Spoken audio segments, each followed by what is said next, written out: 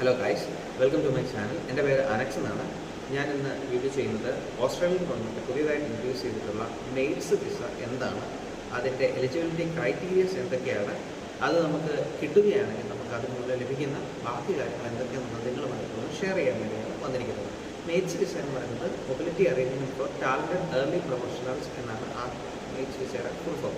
അപ്പോൾ അത് സ്റ്റേറ്റ് ചെയ്യുന്നതെന്ന് പറഞ്ഞു കഴിഞ്ഞാൽ റീസെൻ്റായിട്ട് ഗ്രാജുവേറ്റ് ചെയ്തിട്ടുള്ള അല്ലെങ്കിൽ പോസ്റ്റ് ഗ്രാജുവേറ്റ് ചെയ്തിട്ടുള്ള അല്ലെങ്കിൽ ഡോക്ടറൽ ഡിഗ്രി കംപ്ലീറ്റ് ചെയ്തിട്ടുള്ളവരെ ഉദ്ദേശിച്ചാണ് ആ വിസ അവർ ഇറക്കിയിരിക്കുന്നത്. വിത്തൗട്ട് എനി വർക്ക് എക്സ്പീരിയൻസ് നമുക്ക് ഓസ്ട്രേലിയയിൽ എങ്ങനെ എത്താം എന്നുള്ളതിന് ഏറ്റവും എളുപ്പമായിട്ട് ഓസ്ട്രേലിയൻ ഗവൺമെൻറ് എടുത്തിരിക്കുന്ന ഒരു പുതിയ വിസയാണ് മെയ്റ്റ്സ് വിസ എന്നത്. ഇത് ഇൻട്രൊഡ്യൂസ് ചെയ്യാനുള്ള കാരണം ഇന്ത്യൻ ഗവൺമെൻറ് ഓസ്ട്രേലിയൻ ഗവൺമെൻറ് തമ്മിലുള്ള ബന്ധത്തിൻ്റെ ഊഷ്മളതയെ ആസ്പദമാക്കിയാണ് ഇപ്പോൾ മെയ്റ്റ്സ് വിസ ഇന്ത്യൻ സ്റ്റുഡൻസിനെ മാത്രം ഉദ്ദേശിച്ചുകൊണ്ട് ലോഞ്ച് ചെയ്തിരിക്കുന്നതെന്ന് വേണമെങ്കിൽ പറയാം.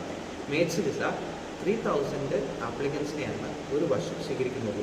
3000 ആപ്ലിക്കൻസ് എന്ന് പറയുമ്പം നമുക്ക് സ്വാഭാവികമായിട്ടും ആപ്ലിക്കൻസിൻ്റെ നമ്പർ 3000-നേക്കാളും എക്സീഡ് ചെയ്യും. അപ്പം സെലക്ഷൻ എന്ന് പറയുന്നത് ഇറ്റ്സ് റാൻഡം.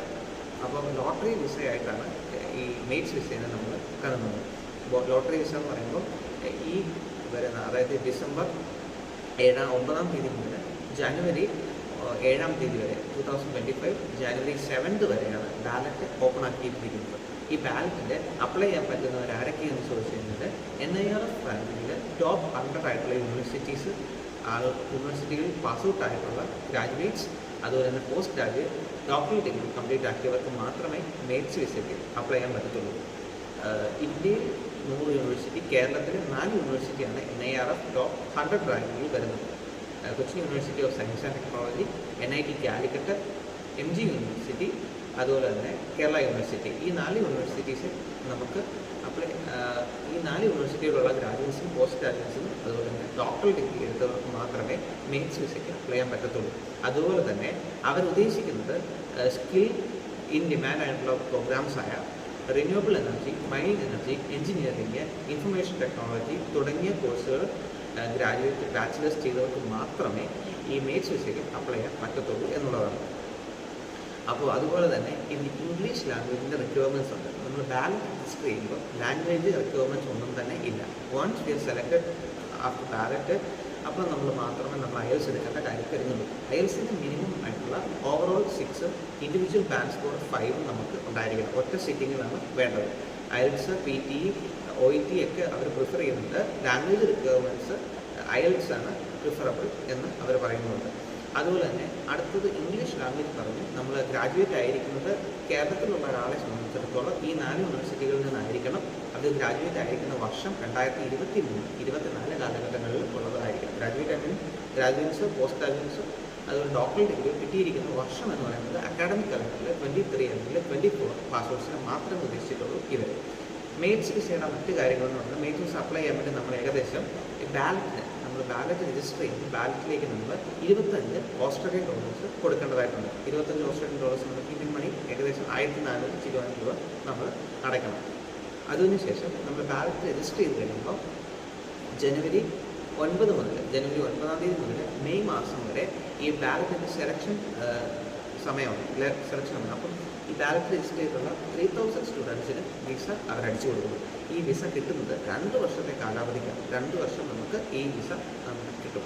2 വർഷം വിസ കിട്ടുമ്പോൾ അതിൻ്റെ അകത്തുള്ള കുറച്ച് കാര്യങ്ങൾ നമ്മൾ വിസ ഇൻ കേസ് ഈ നമ്മളൊരാൾ വിസ കിട്ടിയിരിക്കുന്ന ആൾ മാരീഡ് ആണെങ്കിൽ നമുക്ക് നമ്മുടെ സ്പൗസിനെയും കൊണ്ടുപോകാനുള്ള ഒരു ഓപ്പർച്യൂണിറ്റി ഉണ്ട്. അതുപോലെ തന്നെ നമ്മളെ ഡിപ്പെൻഡ് ചെയ്ത് ഒരു ചൈൽഡ് ഉണ്ടെങ്കിൽ അവരെയും നമുക്ക് ഓസ്ട്രേലിയയിലേക്ക് മൈഗ്രേറ്റ് ചെയ്യുന്നതിന് കുഴപ്പമില്ല എന്നുള്ളത് ഗവൺമെൻറ് പറയുന്നുണ്ട്. അതുപോലെ തന്നെ അവർക്ക് വർക്ക് ചെയ്യാനുള്ള ഓപ്പർച്യൂണിറ്റി, അതായത് നമ്മൾ വർക്ക് ചെയ്യുന്നത് പോലെ തന്നെ നമ്മളെ ഡിപ്പെൻഡ് ചെയ്ത് വന്നിരിക്കുന്ന അവർക്കും വർക്ക് ചെയ്യാനുള്ള ഒരു അവസരവും ഓസ്ട്രേലിയൻ ഗവൺമെൻറ് പ്രൊവൈഡ് ചെയ്യുന്നുണ്ട്.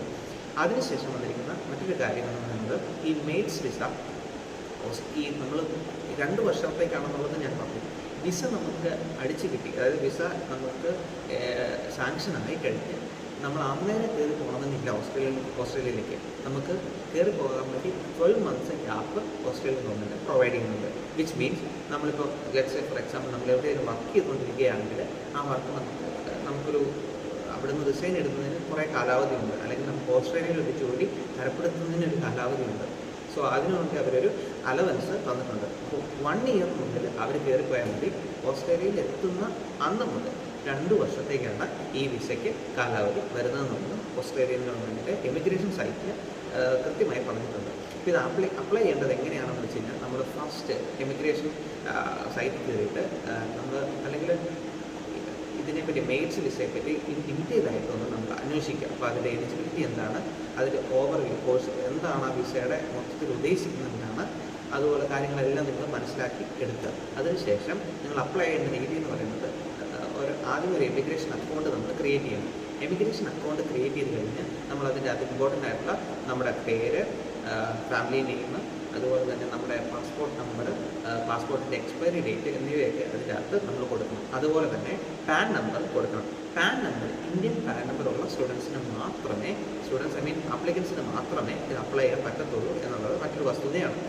അപ്പോൾ അതൊക്കെയാണ് ഇതിൻ്റെ എലിജിബിലിറ്റി ക്രൈറ്റീരിയ. അതുപോലെ തന്നെ നമ്മൾ അക്നോളജ് ചെയ്യുന്നുണ്ട്.